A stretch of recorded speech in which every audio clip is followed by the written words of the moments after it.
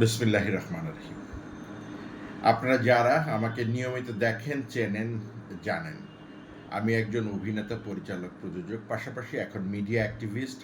এই সমাজে সামাজিক মাধ্যমে যেই বিষয়গুলো নিয়ে খুব আলোড়ন হয়, আলোচিত হয় কথাগুলো, ঘটনাগুলো, সেগুলো নিয়ে বস্তুনিষ্ঠ তথ্য, উপাত্ত সহ অথেন্টিক তথ্য আপনাদেরকে আমি দেই এবং আপনারা অনেকেই পছন্দ করেন এবং আপনাদের সুচিন্তিত মতামত দেন। তাই অভিনেতার পাশাপাশি আমার একটি নতুন পরিচয় হয়েছে মিডিয়া অ্যাক্টিভিস্ট হিসেবে।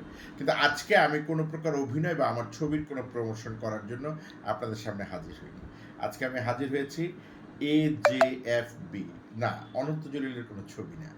কারণ এটা হচ্ছে একটি সংগঠন। AJFB মানে হচ্ছে আর্টিস্ট, এতে জেতে জার্নালিস্ট, এফে হচ্ছে গিয়ে ফোরাম, বিতে হচ্ছে গিয়ে বাংলাদেশ।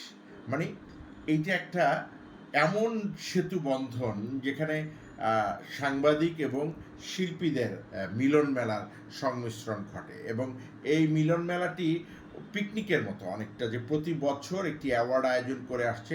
এই সংগঠনটির প্রতিষ্ঠাতা জনাব আবুল হোসেন মজুমদার যখন এই সংগঠনটি করেন, তার পিছনের উদ্দেশ্য, আমি শুরু থেকেই তার সঙ্গে ছিলাম। উদ্দেশ্যটি ছিল যে অনেক সময় আর্টিস্টদেরকে নিয়ে সাংবাদিকরা যখন অনেক নিউজ করেন, ভুল বুঝাবুঝির সৃষ্টি হয়, আবার অনেক সময় আর্টিস্টরা এমন কোনো মন্তব্য করেন যাতে সাংবাদিকদের সঙ্গে ভুল বুঝাবুঝি হয়।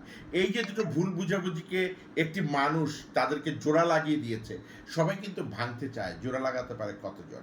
সেই ধারাবাহিকতায় ফারুক, হ্যাঁ ফারুক, নায়ক ফারুক না, ফারুক নামের মানুষগুলো যেরকম বিখ্যাত হয়, আবুল হোসেন মজুমদারের ছেলে ফারুক বর্তমানে সে সভাপতির দায়িত্ব নিয়েছে।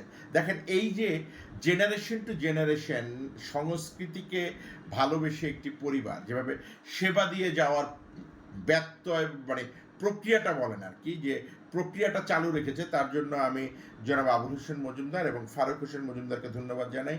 পাশাপাশি ধন্যবাদ জানাই AJFBর এখন বর্তমান হচ্ছে কি সাধারণ সম্পাদক নীরব হোসেনকে। নীরবকে আপনারা চেনেন, অসম্ভব ভালো একজন অভিনেতা। একসময় নীরব বিজ্ঞাপন জগতের সুপারস্টার ছিল। একসময়, আমি এই কারণেই বলছি, প্রতিটা মানুষের জীবনে চড়াই উতরাই থাকে এবং মানুষ সবসময় সুপারস্টার বা স্টার থাকে না। যখন সে স্টার হয়ে যায়, খেতাবটি যোগ হয়ে যায়, সেই খেতাবটি আর কেউ ছিনিয়ে নিতে পারে না। সো দ্যাট ওই জোয়ারের কারণে আমরা আসলে এক সময়টা বলে থাকি, আর এই জোয়ারটা যার সবসময় বহমান থাকে তাকে আমরা বলি যে বর্তমান সুপারস্টার। যাই হোক, কথাটা কে কীভাবে নেয় আমি জানি না, কিন্তু আমি যেহেতু বস্তুনিষ্ঠ সত্য কথা বলি, তাই চেষ্টা করি সবসময় সত্য বলতে। এই AJFB অ্যাওয়ার্ড হচ্ছে 26শে মার্চ। কয় তারিখ? 26শে মার্চ। কোথায়? আমাদের প্রাণের জায়গায়, আমাদের প্রাণের কেন্দ্র BFDC, মানে বাংলাদেশ ফিল্ম ডেভেলপমেন্ট কর্পোরেশন, কারণ বাজারে। সেখানে আপনারা জানেন যে ATN বাংলার একটি নিজস্ব অডিটোরিয়াম আছে। তারা BFDCতে একটি ফ্লোর ভাড়া নিয়ে সারা বছরের জন্য সেই মেনটেন করে ফ্লোরটিকে। তো সেখানে এইবার আয়োজন করছে AJFB, কারণ AJFBর এবারের আয়োজনের মিডিয়া পার্টনার ATN বাংলা। বরাবরই ATN বাংলা মিডিয়া পার্টনার থাকে, কারণ ডক্টর মাহফুজুর রহমান, যার হৃদয়ে ভালোবাসার যে সাগর সংস্কৃতি প্রেমীদের জন্য, দেখেন সেই জন্যই তিনি কিন্তু গানও গান।